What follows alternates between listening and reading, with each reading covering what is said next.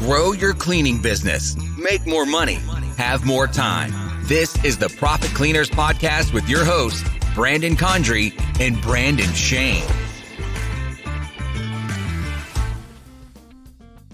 Hey everybody, welcome back to another episode of the Profit Cleaners, the only place where you can learn from the top 1% of cleaning business owners from around the world to take it to the next level, up-level your game, and win. I am your host, Brandon Shane, and I'm joined by my co-host, Brandon Condry. Brandon Condry in the house. And together, you got both Profit Cleaners in the house, and we want to thank you guys for joining us today on the show. Thank you for your time, and hopefully you guys are getting tons of value out of these podcasts. If you are a little housekeeping up front here, please subscribe to the show, leave us a review, share it out to someone who could benefit from the value we're giving you guys, and thank you guys again for being here. So today we have a very exciting episode for you. We're going to be talking about exciting inflation. That's a very exciting episode, guys. And super psyched about inflation. Yeah, and it actually came up because in our group we've had a lot of people asking, like, what are you guys doing to mitigate the challenges of inflation and rising gas prices and just in general. Like we've talked before about employment things we're doing, but like today we're going to really focus in on some ideas and some things we talked about just on our meeting yesterday about what we're going to do to mitigate this challenge. And hopefully you guys can listen in. We would love to hear your feedback as well. If you guys have ideas, message us in, hello@profitcleaners.com. We're always willing to listen to your feedback as well if you guys have great ideas on this. But yeah, we are in a predicament right now, I think, in general, in the whole world. And I think in general, it's just been really hard to do business, with employment, with inflation, now gas prices going up. So as entrepreneurs, we got to think positive. We got to stay ahead of be proactive and think ahead of this. And so yeah, Brandon, let's just get the down and dirty on what we're going to do to mitigate the challenge and some ideas we've had and how we can all kind of like stay on track here and like what can we do instead of focusing on the problem. What's the opportunity here and what's the solution with our businesses here?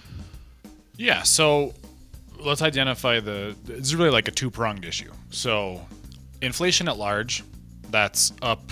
We're at a 40-year high. Like I think just this morning, the February numbers came out, so it's the highest it's ever been since 1982. So it was like 7.9%, something like that. So it broke another monthly record. Yeah. Most of that inflation cost is being driven by energy cost, which is, like heating and gas and stuff. So I don't know if the inflation's really hitting the cleaning industry as hard as just existing, like groceries are expensive, stuff is expensive. Yep. That's going to affect your employees, and it's also going to affect your customers. Yep. So you may see some cancellations because of inflation-related issues and things like that. So that is something to keep on the radar. And then the other half of it, which I think is going to affect a lot more people, is gas prices. Yeah. So we are not the cleaning company that's driving Teslas around. I wish we were. We should bring Corby on to talk about this because they're all driving Nissan Leafs, so he's got a much different outlook on the gas price thing. So we are not driving Nissan Leafs. We are driving Nissan Versas and Kia Souls, which are high MPG cars. So those are 40 mile per gallon cars, so that's helping us out. But for everyone who's not driving that, we saw locally in Albuquerque, gas prices went up almost $1 in a week. So in 5 days, it went up $1 a gallon. Yep. And I assume that everyone else is like that. I think California is at like $6.50 per gallon right now. And I fully expect Albuquerque will get to $5 a gallon. So what can we do about that? I am not a member of OPEC. I cannot increase the oil production of the Middle East. But there are some things that you can do locally to kind of help yourself out. Yeah. So we were talking about it in our meeting or in our weekly EOS meeting that we do with the team and the leadership every week. And our sales guy, Matt, was like, hey, like, we did a price increase last July, 2021. And he was like, we could tack on another price increase or something right now, but it's like, do we want to do that just yet? Another thing we were also considering, because we have very high credit card processing fees, so we were thinking how can we overcome that too? But I don't know. So we've kind of been toying with different ideas, but I think in general we kind of landed on the idea that we're not going to do anything immediately. We're going to kind of observe what happens in the market, but we are going to be proactively planning on doing another increase later this summer. Does that sound about right, Brandon? Well, yeah. I mean, let's unpack some of that stuff there. Yeah. So, okay, the two things we talked about doing right away were, okay, grass is really high. Let's put on a fuel surcharge to every job. So your cost of cleaning is $200. We're gonna put on a flat fee, like we'll put on a $10 fuel surcharge, to cover the cost of gas. Right. So Matt's pushback on this, and I think it was very correct. We did do a big price increase in July. So that was one that got put off because of the pandemic, which was scheduled for 2020. Previous to that, we hadn't done one since 2018. So the last sort of structural price increase that we did across the board was in 2018. We'd waited 2 years, and then we ended up waiting 3 because of the pandemic. So we did a price increase in 2021. And part of that was we had this COVID fee, which we had told you guys about before, which was to cover testing and gloves and all kinds of stuff. Everyone understood that. It was a crazy time. We got rid of that and rolled it into the new pricing. Matt's point on a fuel surcharge was, if you picture yourself like you're going on a trip, you booked an airline ticket. Okay, the ticket was $200. Then you got to the airport and you had to pay a fee if you wanted to check in early, so you didn't have to check your bag. You had to pay a fee to check your bag. You had to pay a fee to get a bigger seat in economy. You had to pay a fee to get into first class. Yeah. So it's like nickel and diming people. And so Matt's opinion was that if we tacked on this 3% fee, a flat fee, whatever it is, that people would start getting really upset because you give them a quote that it's this plus this plus this plus this. Right. So this is unique to us because we had done a very big price increase in July. So, and we're in early March right now. So we're 3 months away. What we wanted to do in general is get on a schedule where we're doing a price adjustment for inflation, for cost of living raises for the employees every year anyway. So the idea is we're just going to do a price increase for everybody across the board, a flat percentage in July. And part of that will be, well, let's roll into it the cost of higher gas. The other part of the gas thing too is that we're really only, Ukraine got invaded, whatever it is. I think we're on like day 16 or something like that. So we're just over 2 weeks ago this happened. And yes, gas prices have spiked for sure. But you don't want to, we're 5 days into high gas. You don't want to turn around and be like, hey, everybody's got to pay 10 extra bucks for gas now. So we want to really, you as a business want to feel that pain before you make the customers feel that pain. So then when you're able to tell them that we're doing a fuel surcharge, it's because we tried to absorb this as long as possible. We can't do it anymore. Right. So that's for us. You may be in a situation where you've never done a price increase and this is really hurting you. Put it out there, man. Like, you got to do it. So like, tell them like, look, we can't afford to like keep running like this. So we need to do a temporary fuel surcharge. If we were going to do it, I would try and say like, look, until gas prices come down below some number, we're going to have this fuel surcharge on there. Now, the downside that you're going to run into is that customers are also paying higher gas prices. Right. And so if you put on a fuel surcharge, then they may just be like, look, I'm out. I'm already feeling the pain at the pump. I can't afford to pay for cleaning with a fuel surcharge on top of it. That's an acceptable risk you're going to have to take if you're really hurting from the fuel part. Yeah. So, I mean, we could start stockpiling gas. What if we just got a huge tank in the back? No, I'm just kidding. That's a horrible idea. But we talked about that. We actually looked into that. So there are a lot of like farmers do this. Farmers have these huge fuel tanks out in the middle of a field where they can refuel tractors and stuff like that. There's regulations around that. You got to pay for. Anyway, look, that's a nightmare. Yeah. I went down that road. We can't do it. I think it also, because of the urban environment we're in, I think that makes you a target to get your big pile of gas stolen one night, and then, well, shoot, now you got your big pile of gas stolen. Yep. Plus, your insurance goes up because now you have this giant bag of flammable liquids hanging around. It's not a good idea. So, listen, fuel surcharge is one of your options. You can do that. It's going to carry a risk. The other one that we looked at, and this was a result of us going over some year-end financials, we paid roughly something like $48,000 in credit card processing fees over the course of 2021. And when we showed that to the leadership team, they were kind of shocked that we're paying that much in credit card fees. When you break that out by percentage, I think we're at like 2.75, which isn't that bad compared to some credit card processors. So I think we're in a pretty sweet spot there. Yep. Matt also had strong opinions on this, that, you know, doing a credit card processing fee is just the cost of doing business. Like you just work that into your pricing. So when we do our price adjustment in July, we'll up it by 3% to cover the credit cards. We'll up it by another 4% to cover inflation, and maybe like another 0.5% to cover gas. So like that'll just get worked into the adjustment. Yeah. But I thought what was interesting when we talked about that was almost everybody on the team was like, actually, like, I wouldn't push back on that, because like everybody was actually used to paying, including you, Brandon. You were like my plumber. Claudia was like, when I buy stuff, I'm happy to pay my processing fee. So it's almost like a cost to consume, is what Claudia was mentioning, and I thought that was interesting. But so I don't know if enough people are used to like just tacking that on. I've definitely seen it more often lately as well. I think if you take a poll with everybody, that you've seen it. So our plumber charges a 3% fee to pay with a credit card. When we redid our desks downstairs, we got hit with a fee. Our electrician did the same thing. So like, I think this is very common now. Even gas stations themselves will give you a break on the per gallon price if you pay cash. Right. So now, again, this goes back to our price increase that we did in July. It was relatively recent, and we don't want to start tacking on this fee.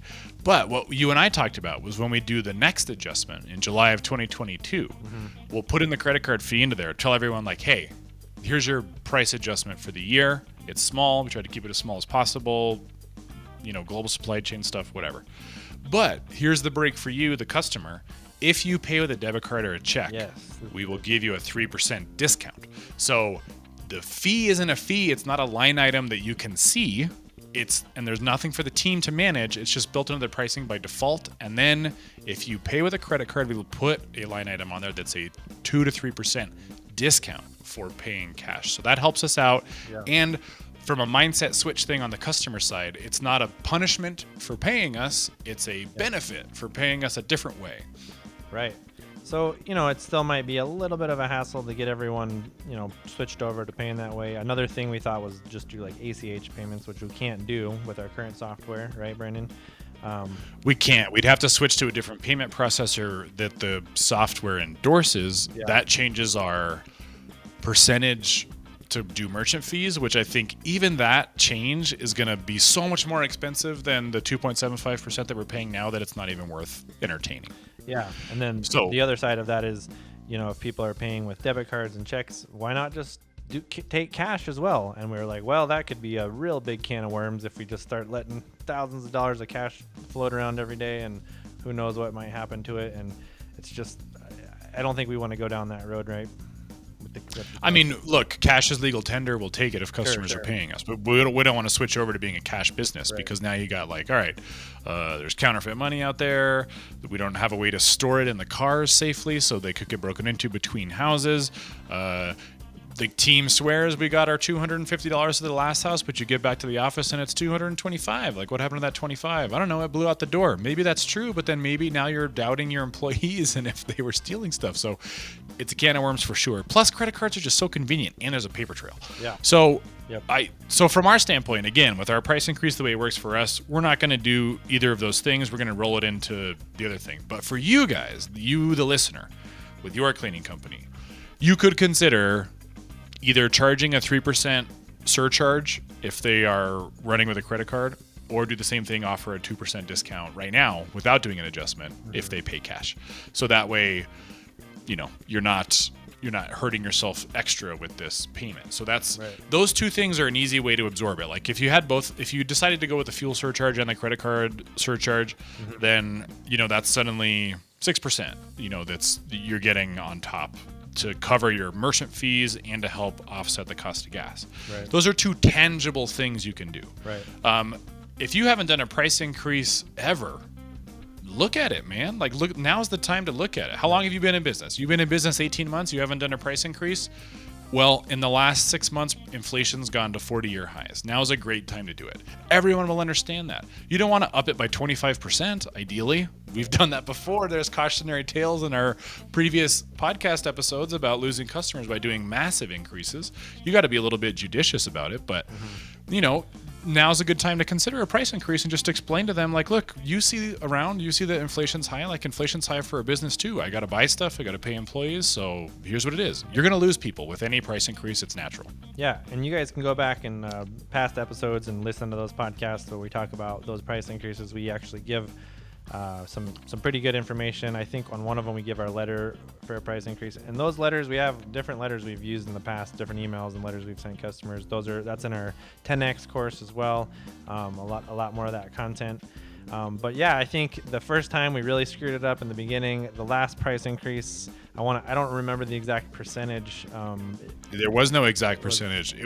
It averaged out to something like 9%, but there were subsets of our customers that got like a 25% increase, and those were like really huge houses that belong to very wealthy people. And even after that 25% increase, we still get people that have 4,000 square foot houses that tell us, like, I can't believe you're charging so little to clean this 4,000 square foot house. Right. So, and then the little houses, like the studio apartments of the world, the 800 square footers, those got a very small increase as well. So our last price increase was intense. We did a lot of research on that. That wasn't just a flat number across the board. Yeah.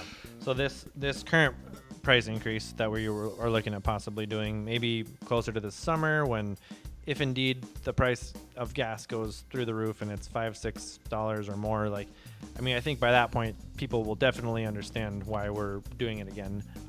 But what are we thinking it might be if July comes around?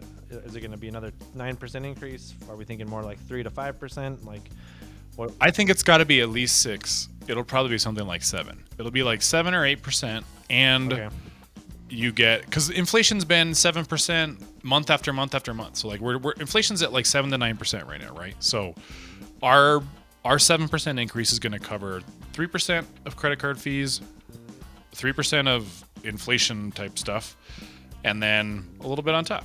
And then we'll also pair that with, hey, customer, you get a discount if you pay with a debit card. Because processing a debit card through our processor is like 0.7% compared to 3.5, whatever it is. Right. So it'll be 1%, but it'll also come with a little benefit for the customer if they want to switch their payment method up a little bit. Yeah. So there's that. And I think, something that could help everyone that's doing this or thinking about doing this, and then just in general, because sometimes people have issues with like wanting to charge more money for their services, but they're like, but people don't want to pay it because, somebody down the street will do it for $50 and I charge $150 or whatever it is, and so the difference is, guys, if you can build in more, not just like the reason why, of course, like we do this differently, we use better chemicals or equipment, or we have this process, this proven process, this thing that we do that makes us unique. It's our proven unique process.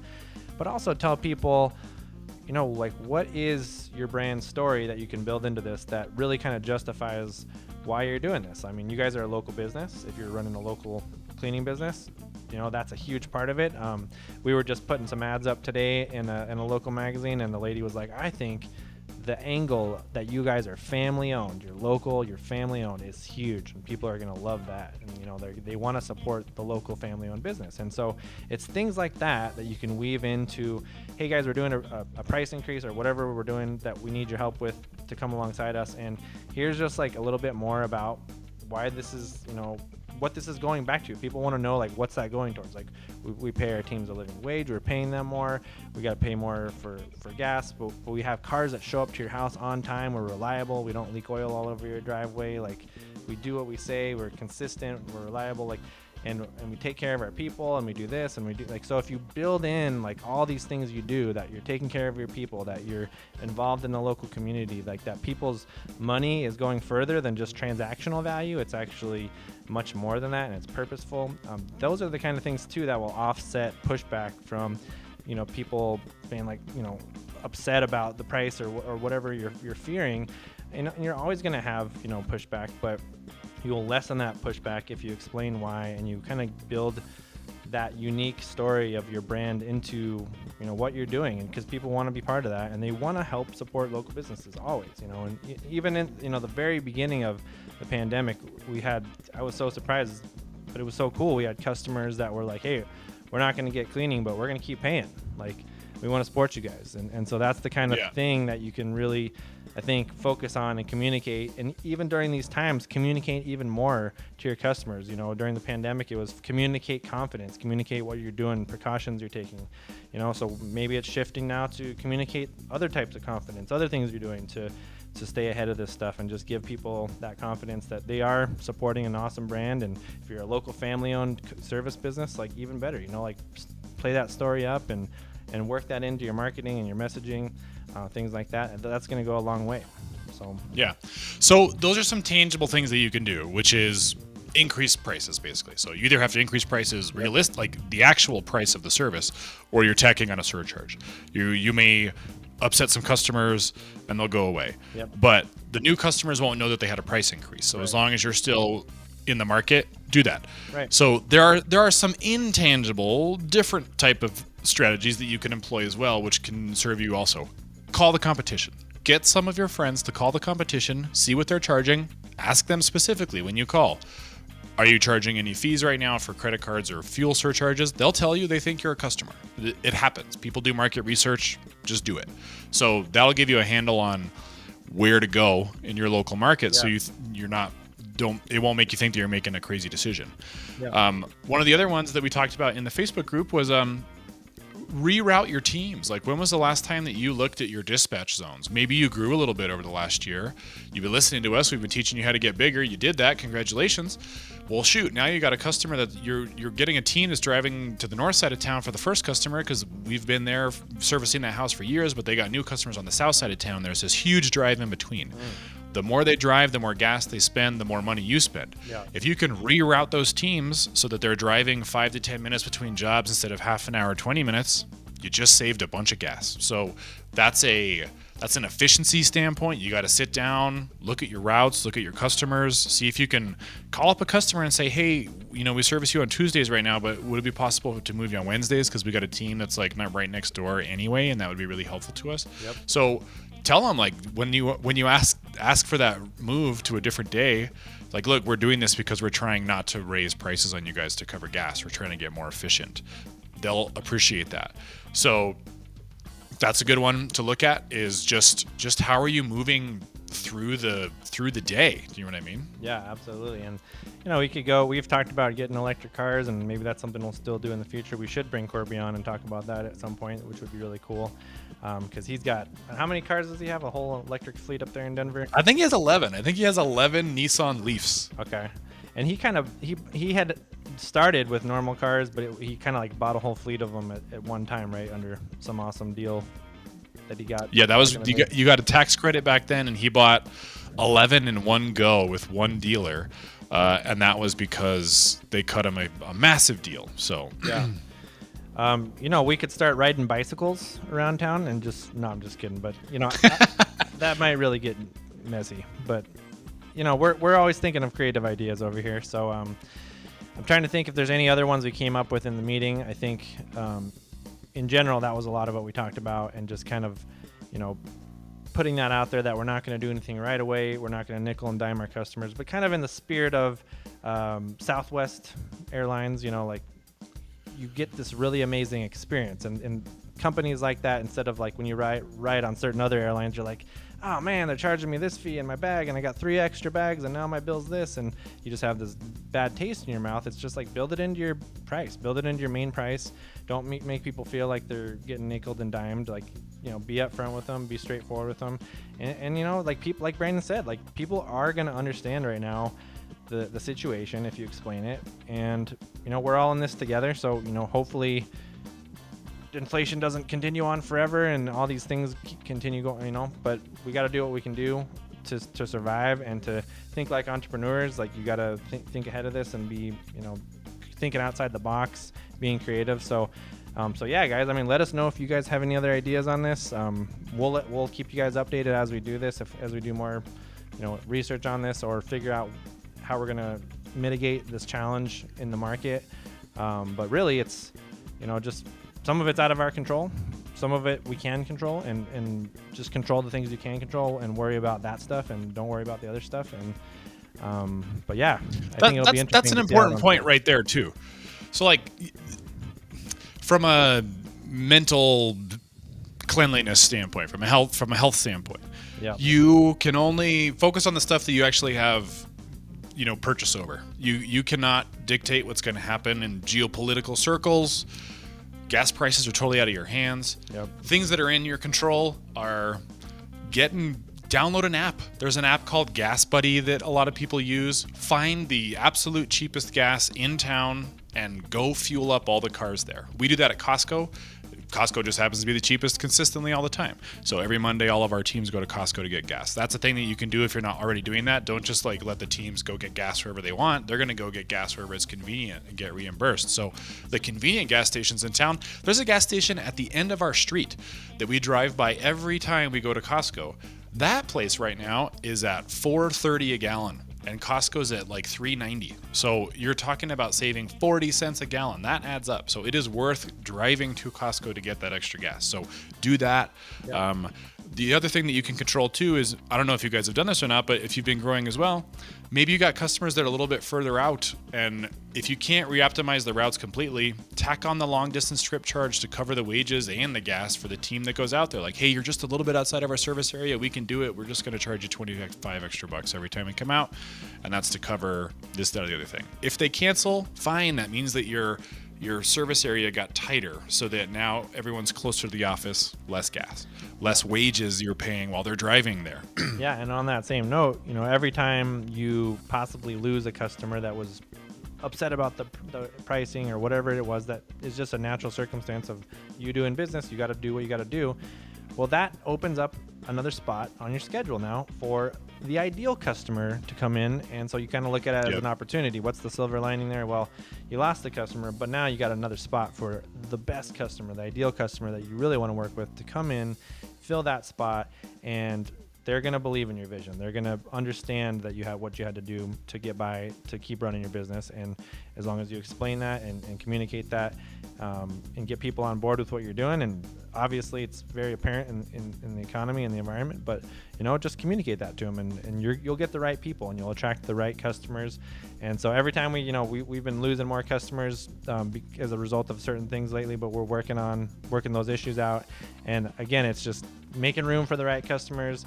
And even like some of the newer customers, like we're going out to like the East Mountains or different parts of our city, like Brandon mentioned, like taking control of those routes, like instead of having your teams do a few people in town and then drive way out to do that last house at the end of the day, way out there, just call up all those customers that are different times of the week, say, hey, can we all clean your houses out here on Wednesday, and just get them all grouped together and like solve problems like that, create little efficiencies, little systems. Like, what can you do in your business to create those efficiencies, those systems, and take back control of what you can control?